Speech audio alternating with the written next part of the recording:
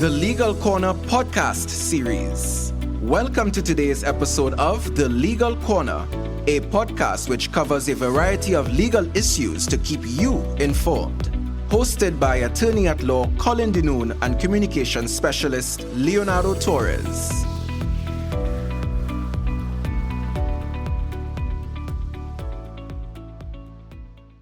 Thank you for tuning in for another episode of the Legal Corner podcast series. I am your host, Colin Dinoon, attorney at law, and my co-host, Leonardo Torres, is absent today because of work commitments.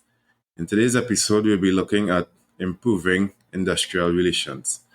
In recent times, there has been a lot of coverage in the local media surrounding industrial relations issues in Trinidad and Tobago, ranging from the government's 4% final offer to public servants, to the industrial court granting an injunction to restrain teachers from engaging in days of rest and reflection. This begs the question, is there anything that can be done to improve the present industrial relations climate? Well, in today's episode, joining me on the podcast to present some perspective on this is Mr. Anderson Sooparlie, attorney at law.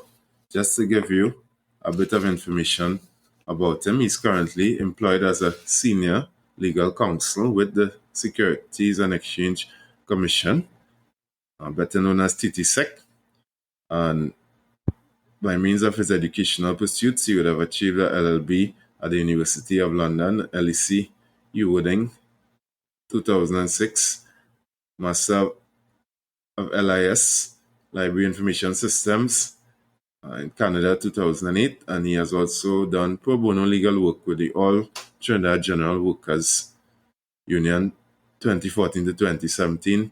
He has been a part-time lecturer at Cipriani Labour College for over 10 years in legal issues and human resource management. Mr. Sooparlie has also been a part-time lecturer at the University of the West Indies Open Campus in industrial relations management. And on top of all of that, he's also a trade union activist and shop steward with Big Woo, the Banking, Insurance and General Workers Union. Good day to you, Anderson, and welcome to Legal Corner. Thank you, Colin. I am humbled by the invitation, and I look forward to our chat this afternoon. Excellent. So I want us to get started. Tell us a bit about the industrial court. What would you say is the role of the industrial court? Okay. The industrial court was established by Act of Parliament in 1971, the Industrial Relations Act. The act establishes court to deal specifically with issues and circumstances relating to the industrial relations climate in Trinidad and Tobago at the time, and it has continued to do to basically cater for industrial relations issues throughout its existence. It's essentially there to resolve disputes among workers and employers. Strange, however, in Trinidad and Tobago, it is estimated that just about 20 to 25% of the working population are members of trade unions. And this is important because it is only the employer and the trade union that has locus standi or has the ability to present matters before the court. The employer, on its own behalf, through its legal representatives or consultants, as the case might be, and the trade unions on behalf of the workers. To clarify, a worker in his individual capacity cannot bring a matter to the industrial court. It must be effectively through a trade union.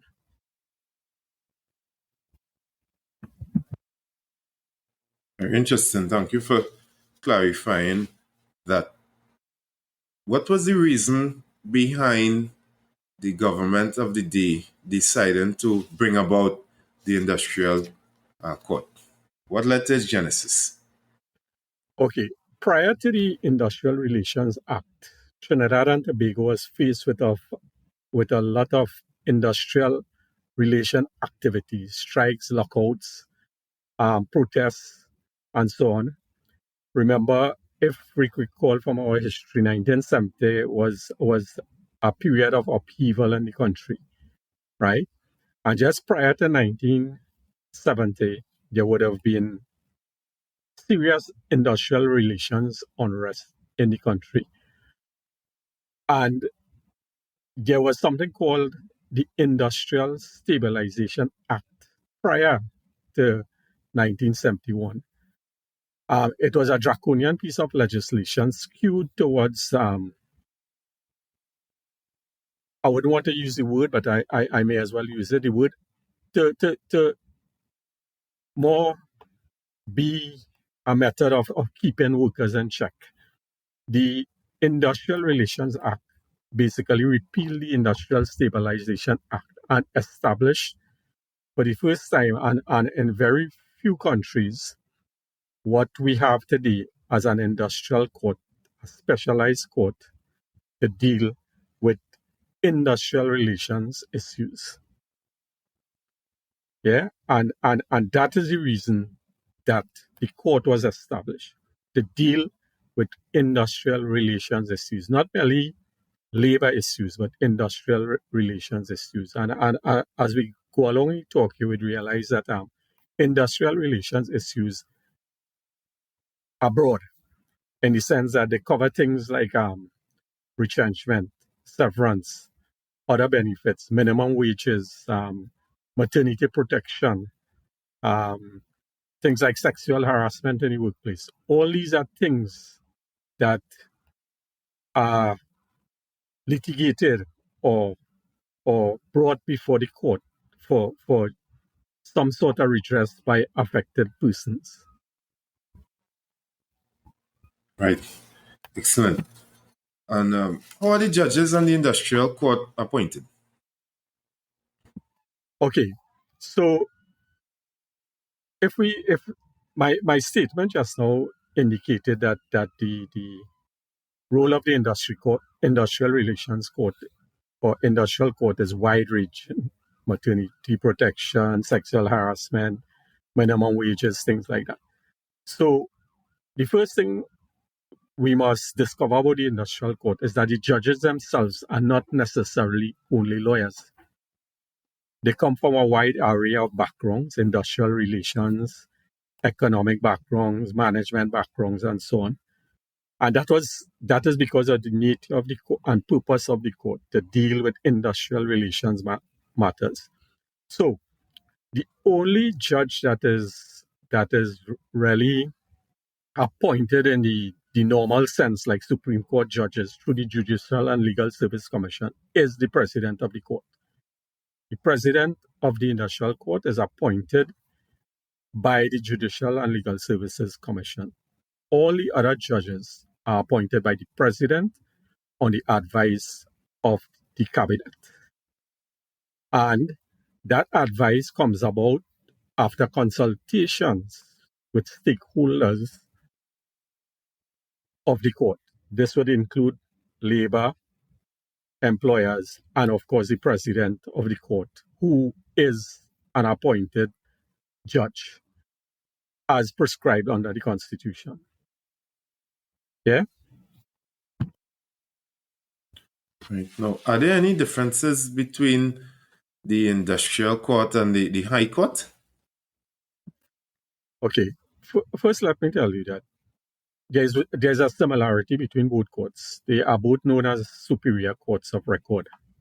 That is to say, they have what is called inherent or unlimited jurisdiction, and their judgments are recorded and subject to the process of appeal, unlike, let's say, administrative tribunals or courts that are not courts of records, right?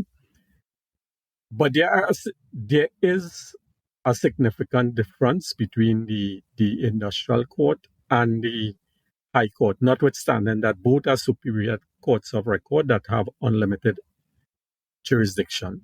Just like the high court, the industrial court can issue injunctions, right? Hold people in contempt of court and so on. But the industrial court is a specialized court. It deals only with industrial relations. And once you are a worker as defined under the Industrial Relations Act, by law, you cannot bring a matter before the High Court. You must go to the industrial court with any matter. And when you go to the industrial court as a worker, now there's a specific definition of a worker under the Industrial Relations Act. And because you are defined as a worker, your route for addressing issues that you may have with an employer is through the industrial court and not directly to the High Court. If you are not a worker as defined under the Industrial Relations Act, your manner or method of redress is through the High Court. Now, you might ask, well, and isn't every employer a worker? No, under our industrial relations system, not every employee is a worker. Some persons may be classified as managerial staff, in which case they can only have redress through the High Court. It is only workers as defined under the Industrial Relations Act that can actually seek redress through the industrial court. You might ask as well, what about teachers and public officers and so on? Well, they have their own method of redressing issues, and that is through what we call a special tribunal. That's the initial stage of bringing a matter to court, so to speak. Interestingly, the industrial court, through its Essential Services Division, sits as a special tribunal with members from the other division of the industrial court. So these teachers, the police, the fire services, and so on, their disciplinary matters or matters with their employer are usually or will be sent to special tribunal, which is basically an extension of one of the Essential Services Division of the Industrial Court. And if I am to clarify, there are actually two divisions to the court. The General Services Division and the Essential Services Division. The General Services Division, workers of a general class can take matters through their union, through the General Services Division. The Essential Services Division would basically have workers from places like TSTT or WASA or TNTEC and so on, the utilities in particular, the central bank, bringing their matters through the Essential Services Division, because those employers or those utilities and those organizations are considered essential public organizations in that they provide essential public services. Yeah? Right. Excellent. I know you'd have mentioned earlier on that only workers who are members of trade unions can seek redress at the industrial court. So I want us to talk a bit about trade unions. If you could give us a definition of what constitutes a trade union and how does one become recognized? Okay, so a trade union is essentially a body of persons who come together and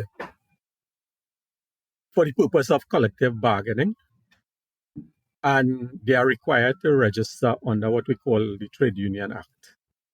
The Trade Union Act specifies that any 7 persons with an interest in the working class and industrial relations can come together, fill out an application as members of this trade union and seek to be registered as a trade union.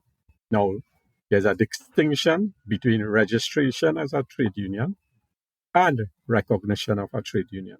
As I said, the Trade Union Act, you register, there is the application and so on that you fill out, and you basically register as a trade union with the Ministry of Labor. Recognition is a different process. So after you have registered as a trade union, it is only then you can become recognized. By recognition, we mean that you become recognized by the court for the purpose of collective bargaining for a particular group of employees in a workplace, right?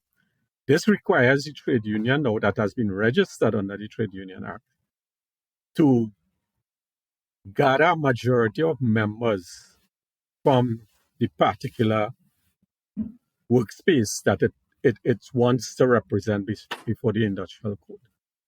And so it would go into a mode. These 7 people who would have formed the trade union would now start what we call organizing.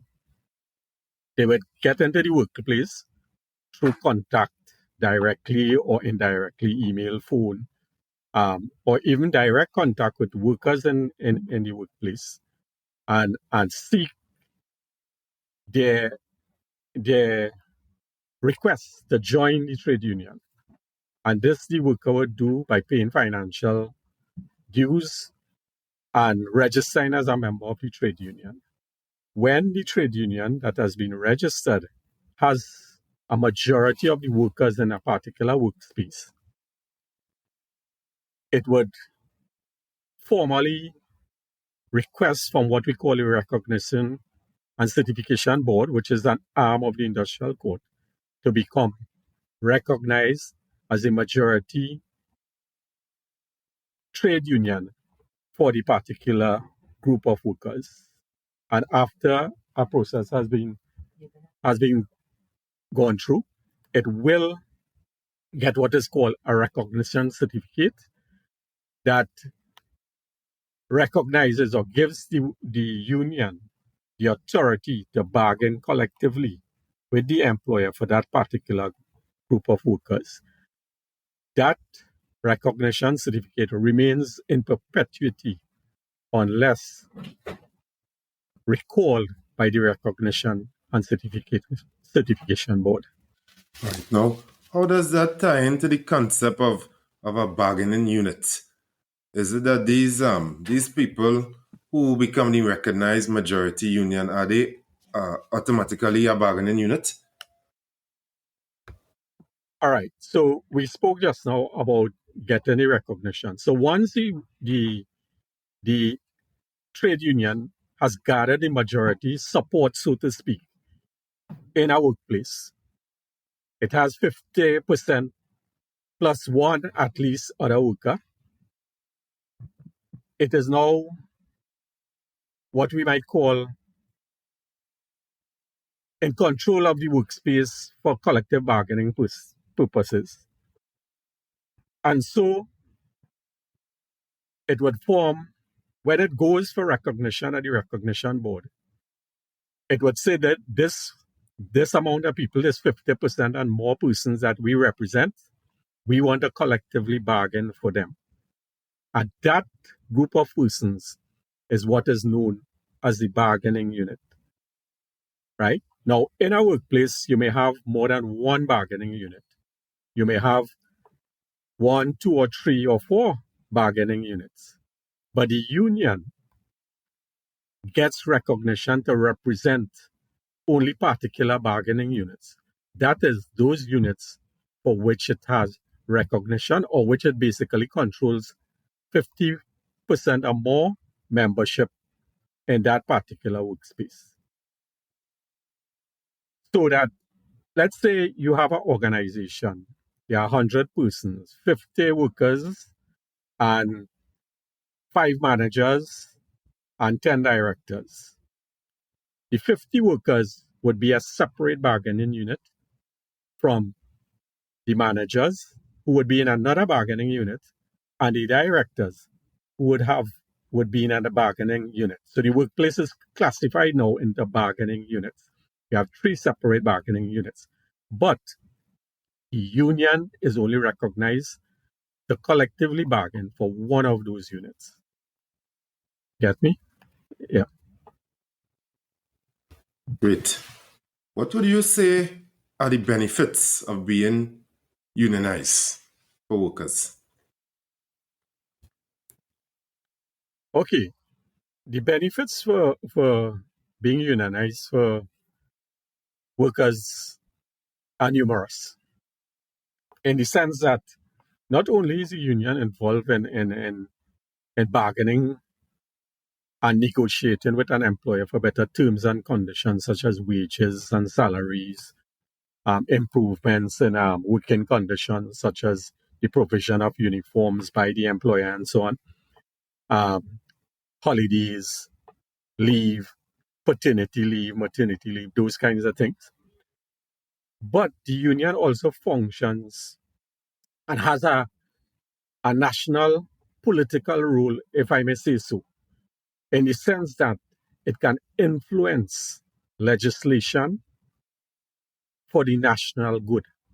And we know right now, for example, that there is the idea of changing the retirement age from 60 to 65, right?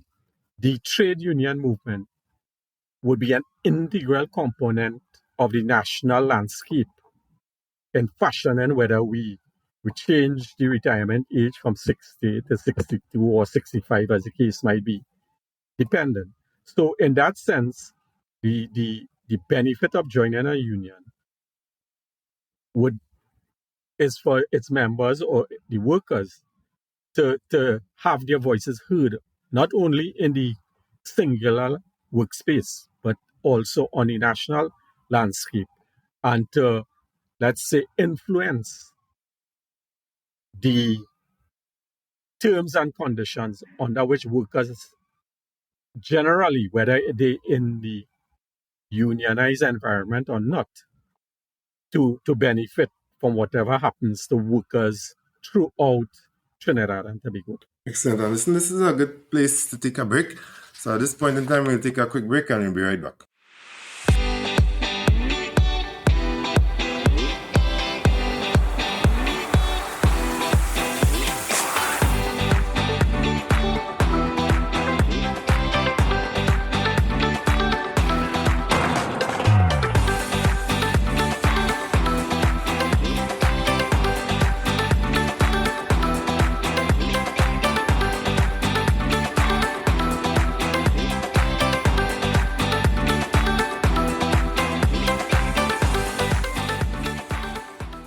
Okay, welcome back and thank you for remaining with us. And listen, before the break, you were giving us some of the benefits as it relates to becoming unionized. At this point, I want us to drill down a bit deeper into the whole concept of disputes.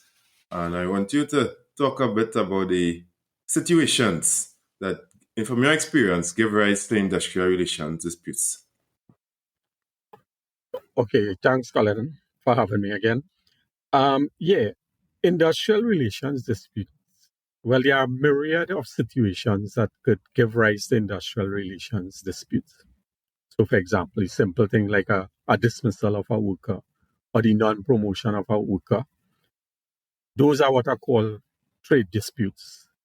There would be a grievance procedure to follow by the worker to get the matter to the industrial court. But there are also other disputes that are covered by a general term used in the Industrial Relations Act, where the employer fails to meet and treat and enter into negotiations and collective bargaining with the union. Now, that is very broad in the sense that if an employer in a unionized environment were to do anything that was to affect terms and conditions of workers without meeting and consulting and negotiating with the trade union, it could be construed as an industrial relations offense. So, for example, an employer, if he decides to change his working hours and there is a trade union presence in that work environment, in the sense that there is a bargaining unit covered by a trade union, then the employer, before he changes his working hours, he's required to meet and treat and consult and have agreement with the union, because that is a change in the terms and conditions of workers.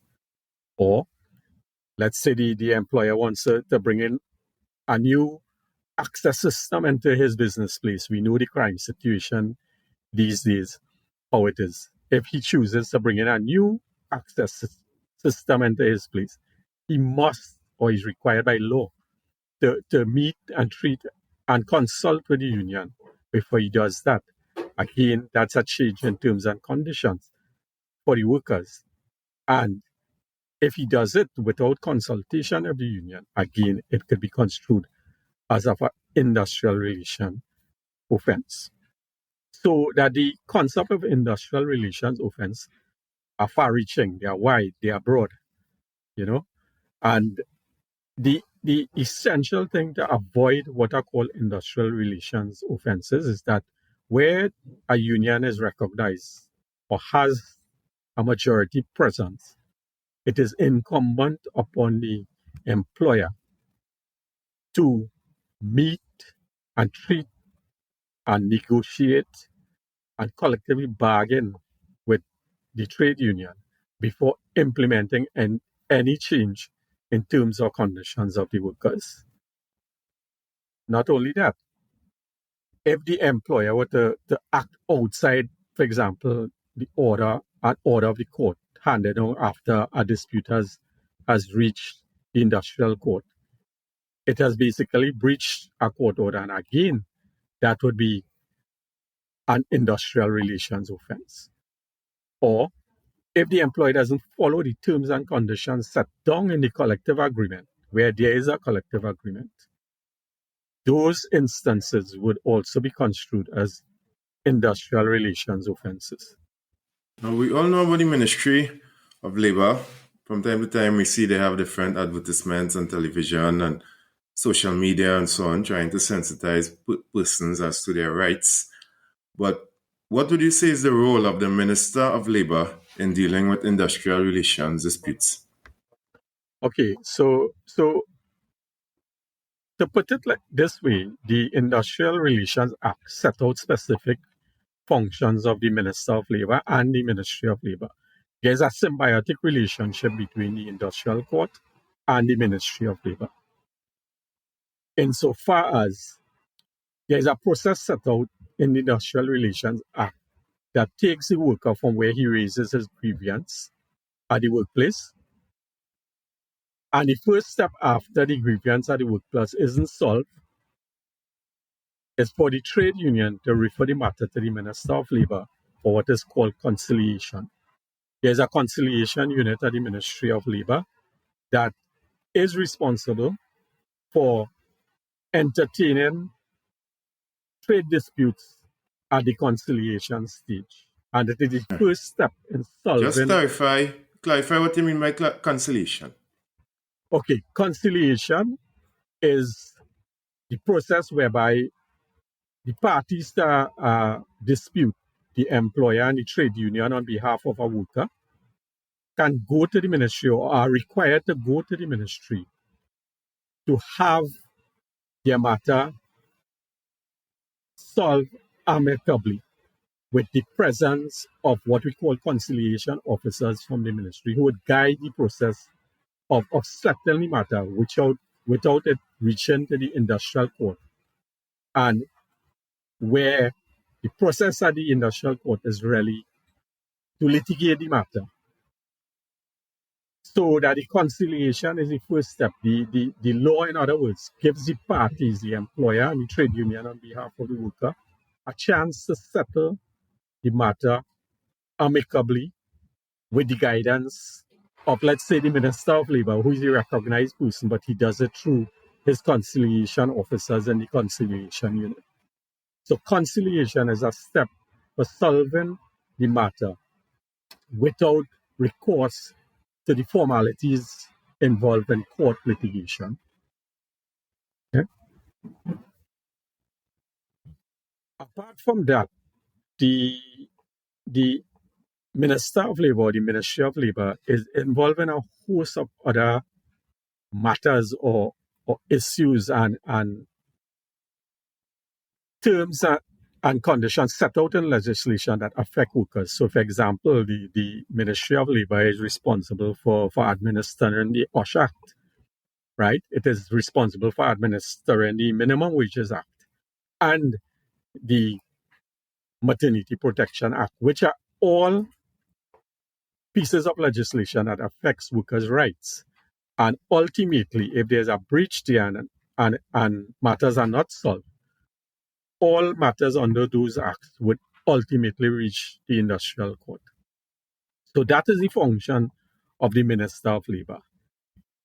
He's a buffer between the worker and the employer for which or on whom they can bounce off their problems and situations and try to solve it at conciliation without reaching the industrial court. All right. Would you say that conciliation is generally effective or ineffective? Okay. So even if conciliation fails at the Ministry of Labour, right, the parties to a dispute can still be ordered by the industrial court to enter into conciliation, or they can request conciliation even before they start litigation at the industrial court. Conciliation, in my mind, is very, very effective in the sense that my statistics may be a bit off, but at least half of the matters that are eventually, or half of the matters that can be considered disputes are solved before they reach a hearing at the industrial court. So conciliation is a very effective tool both at the Ministry of Labour and prior to going to full-fledged hearing at the industrial court. Now, there's a natural conflict between the interests of the employer and the employee, where at times the employer would be highly focused on profit, whereas the employee now would be focused on the job that they are required to do and getting adequate compensation and having the right tools and equipment to do their job in a safe and a proper environment. So in that situation where you have sometimes diametrically opposing interests, how would you say that the industrial relations climate can be improved? Okay, so the thing about it is that, as you say, management and labor are diametrically opposed. The employer has a profit motive or what we call getting the biggest bang for his buck, whereas the worker is more interested in getting the best pay or the best compensation for the labor that he puts out once you are classified as a worker. How then do we bridge that gap or bring together those opposites? Well, education and training is one of the most important ways I think that our society in Trinidad and Tobago can bring together management and workers to work closer and in a more harmonious way, right? In the sense that the employer can actually get more contributions from a worker and more support from a worker if, for example, they were to meet halfway on most issues, right? And as I say, this would include more training and more education on both parties' part. One thing I have come to realize over the years in Trinidad and Tobago, our human resource practitioners who are employed with and this is my own personal view, not the view of any organization. Human resource practitioners in Trinidad and Tobago are generally trained with North American and European systems, or they are trained using those systems to manage workers. And one of the biggest drawbacks, I think, is that they do not understand our industrial relations climate and the fact that we have an Industrial Relations Act that gives so much or can be used so much to basically smooth things over both between the employer and the worker and basically provides for a more harmonious relationship in the work environment.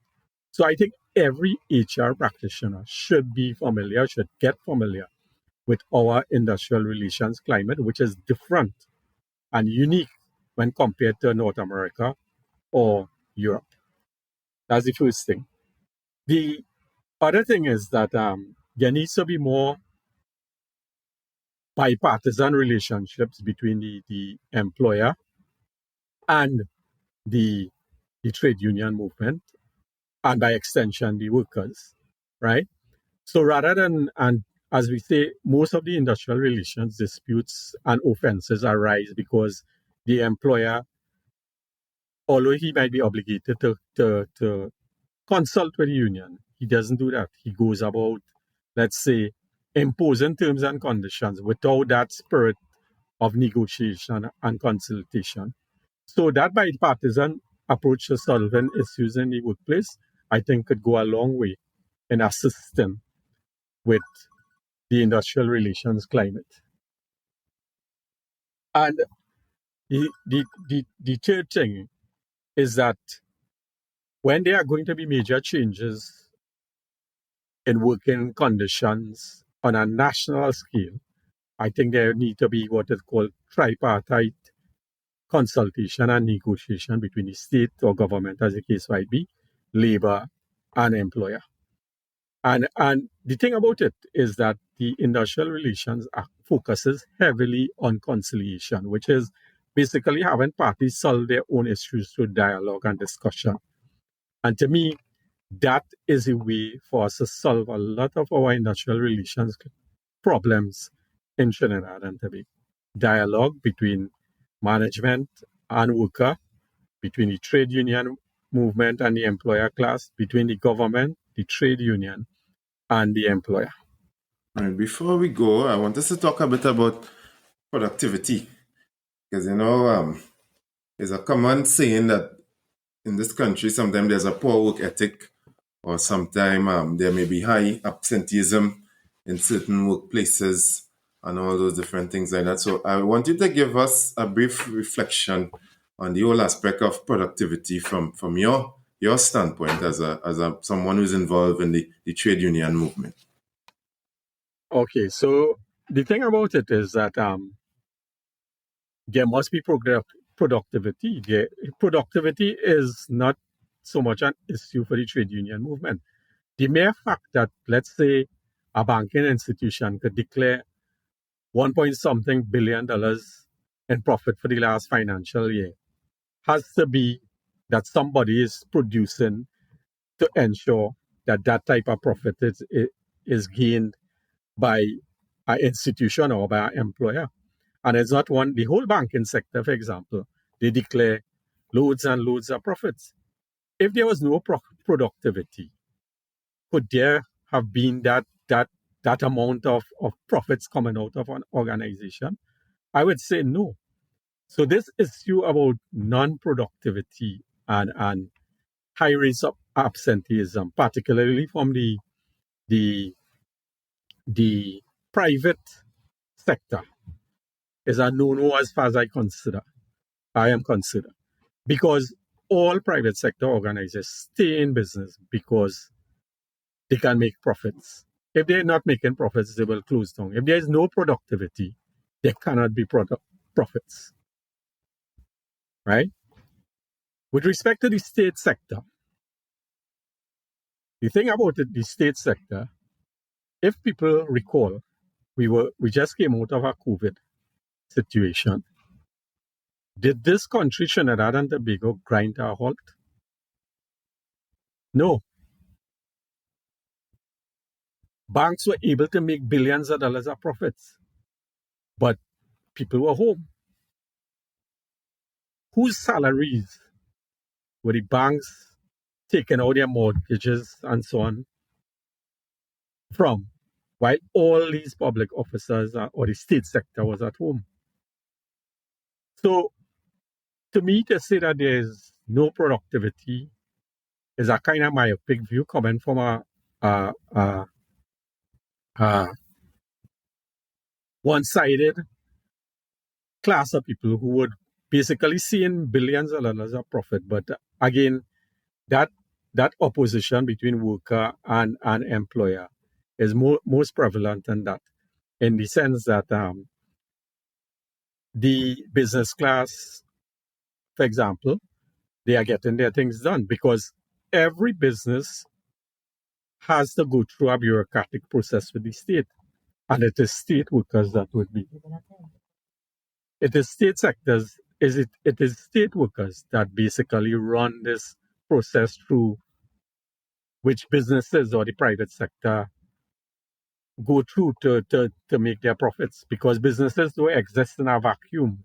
There are rules and regulations that they are required to run by, and it is the state sector that does this, So, to the extent that we have one of the highest GDP, we will have one of the highest per capita income.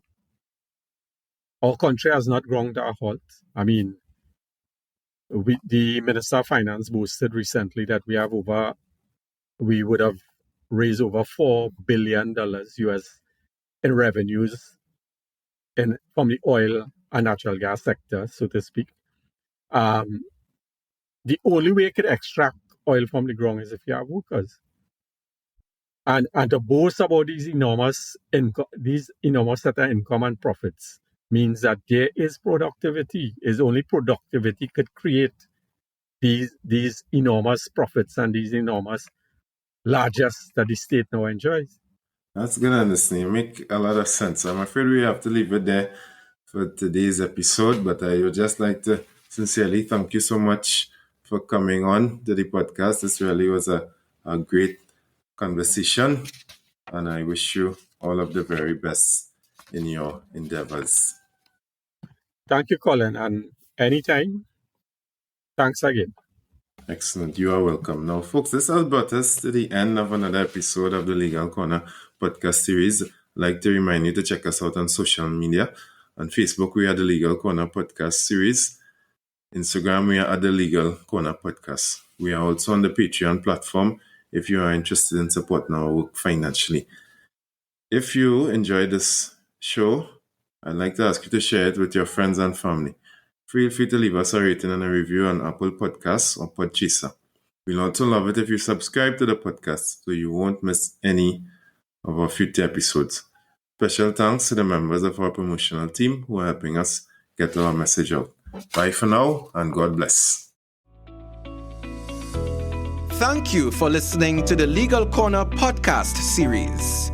For more information, please visit us at our Facebook or Instagram pages or send your comments to thelegalcornerpodcast@gmail.com. We look forward to hearing from you.